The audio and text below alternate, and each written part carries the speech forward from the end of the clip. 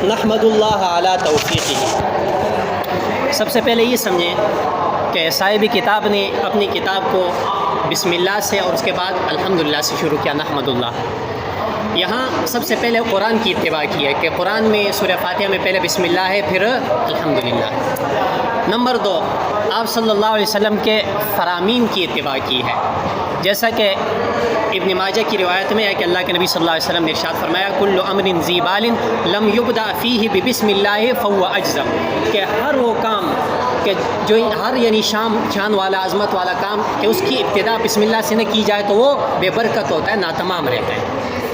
اب یہاں بسم اللہ کا ذکر، اور دوسری روایت میں مسند احمد کی روایت میں کہ ہر وہ کام کل امر ذی بال لا یبدأ فیہ بالحمد اقطع، کہ جس کی ابتدا الحمدللہ سے نہ کی جائے وہ بھی ناتمام ہوتا ہے۔ اب یہاں الحمدللہ کا ذکر آیا ہے، تو اسی حدیث کی اتباع کرتے ہوئے مصنف نے بسم اللہ سے اور الحمدللہ سے کتاب کو شروع کیا۔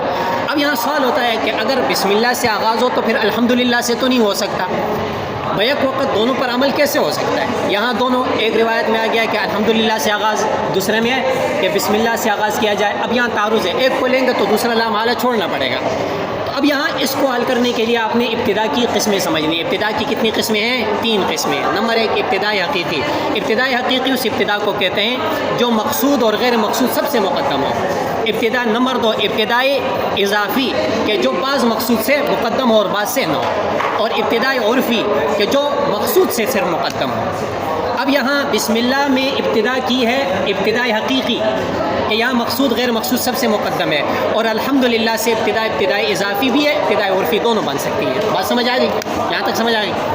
اب آگے دیکھیں، حمد کی تعریف۔ حمد کا لغوی معنی ہے تعریف کرنا، اور حمد کی تعریف انہوں نے یہ کی کہ وہ ثناء باللسان علی الجمیل الاختیاری، کہ زبان سے کسی اختیاری خوبی پر تعریف کرنا، چاہے نعمت کے بدلے ہو یا نہ ہو، یہ کس کی تعریف ہے؟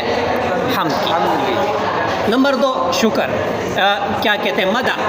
مدح کسے کہتے ہیں؟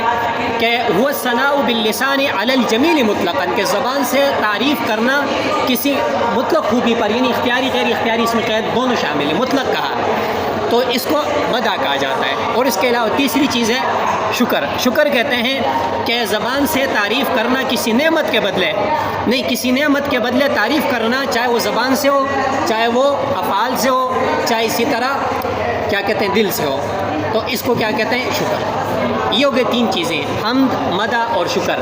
اب ان آپس میں ان کی نسبت کیا ہے؟ حمد اور شکر کی آپس میں جو نسبت ہے یہ عموم خصوص نہیں، حمد اور مدح کی آپس میں نسبت عموم خصوص مطلق کی ہے۔ حمد جو ہے یہ کیا ہے؟ یہ خاص ہے، کیوں؟ یہ جمیل اختیاری یعنی اختیاری خوبی کو شامل ہے، اور مدح کیا ہے؟ عام ہے، اختیاری غیر اختیاری دونوں کو شامل ہے، تو یہ عموم خصوص مطلق کی دونوں میں نسبت ہوئی۔ اور اس کے علاوہ پھر کیا ہے؟ شکر اور اس کے کیا کہتے ہیں حمد کے درمیان نسبت کیا ہے؟ عموم خصوص من وجہ کی نسبت ہے۔ 2 چیزیں میں نے آپ کو صبح بتائی تھی، ایک ہے متعلق اور ایک ہے کیا ہے؟ مورد۔ متعلق اور ایک ہے مورد۔ اب دیکھیں، ہم جو ہے اپنے مورد کے اعتبار سے خاص ہے کہ ہم صرف کس سے کیا جاتا ہے؟ زبان سے، اور متعلق کے اعتبار سے عام ہے، نعمت کے بدلے ہو یا نہ ہو۔ اور شکر کو دیکھو، شکر اس کے برعکس ہے کہ شکر اپنے متعلق کے اعتبار سے خاص ہے، کہ شکر کس سے صرف اور نعمت کے بدلے کیا جاتا ہے، بغیر نعمت کے بدلے شکر نہیں ادا کیا جاتا۔ لیکن مورد کے اعتبار سے کیا ہے؟ عام ہے، زبان سے، افعال سے، دل سے، سب سے شکریہ ادا کیا جا سکتا ہے۔ اس کو کیا کہتے ہیں؟ نسبت۔ یہ آپ نسبت پڑھ چکے ہو۔ اب یہاں آگے ہے اعلیٰ توفیق نحمت اللہ، لفظ اللہ۔ لفظ اللہ اس کو لفظ جلالہ بھی کہا جاتا ہے، ٹھیک ہے؟ جلالہ، ٹھیک ہے؟ لفظ اللہ کے متعلق 2 اقوال ہیں۔ پہلا قول یہ ہے امام بیضاوی، قاضی بیضاوی وغیرہ کا کہ یہ مشتق ہے۔ مشتق جانتے ہو؟ کسی سے نکلا ہوا ہے۔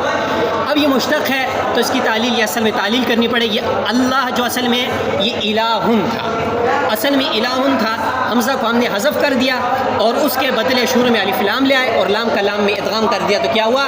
اللہ۔ یہ کس کا قول ہے؟ قاضی بیضاوی ہوگا۔ اور دوسرا قول جس کو علامہ تفتزانی رحمہ اللہ نے بھی بیان کیا ہے کہ یہ زید عمر کی طرح لفظ اللہ جامد ہے، اس میں جامد ہے۔ اس میں جامد جانتے ہو نا، کہ جو نہ بنے کسی سے اور نہ اس سے کوئی آگے چیز بنے، جامد۔ اب یہاں اس میں جامد ہے لفظ اللہ، تو یہ علامہ تفتزانی نے نقل کیا ہے، اور یہی جمہور کا قول، امام اعظم ابو حنیفہ، امام شافعی، جمہور محدثین فقہا کا یہی مذہب ہے کہ یہ اس میں جامد ہے۔ اب انہی جمہور نے جو ہے اللہ کی تعریف کی، کیا کی ہے؟ اللہ علم، اللہ علم، اللہ نام ہے، علم ہے، لذات، ایسی ذات کا، لذات واجب الوجود، ایسی ذات کا جو واجب الوجود ہے، جس کا وجود ضروری ہے، المستجمع لجمیع صفات الکمال، جو تمام صفات کمال کو کیا ہے؟ جامع ہے، جمع کرنے والی ذات ہے، اس کو کیا کہتے ہیں؟ اللہ۔ سمجھ آ گئی تعریف؟ ہاں۔ اب آگے ہے نحمد اللہ علی توفیقہ۔ توفیق کا لغوی معنی کسی کا ہاتھ بٹانا، کسی کام میں کسی کا ہاتھ بٹانا، اور توفیق کی ایک تعریف کیا ہے؟ پہلی تعریف توجیہ الاسباب نحو المطلوب الخیر، کہ اسباب کا کسی خیر کی طرف جو ہے متوجہ کرنا۔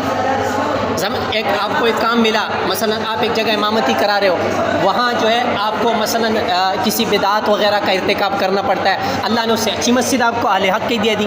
اب یہاں کیا ہوا؟ آپ کو یعنی حق راستے کے لیے اسباب اللہ تعالیٰ نے مہیا کر دیے نیکی کے، تو اس کو کیا کہتے ہیں؟ توفیق کہتے ہیں۔ دوسرا معنی توفیق کا ہے کہ تسہیل و طریق الخیر و تسدید و طریق الشر، کہ خیر کے راستے کا آسان ہو جانا اور شر کے راستے کا بند ہو جانا۔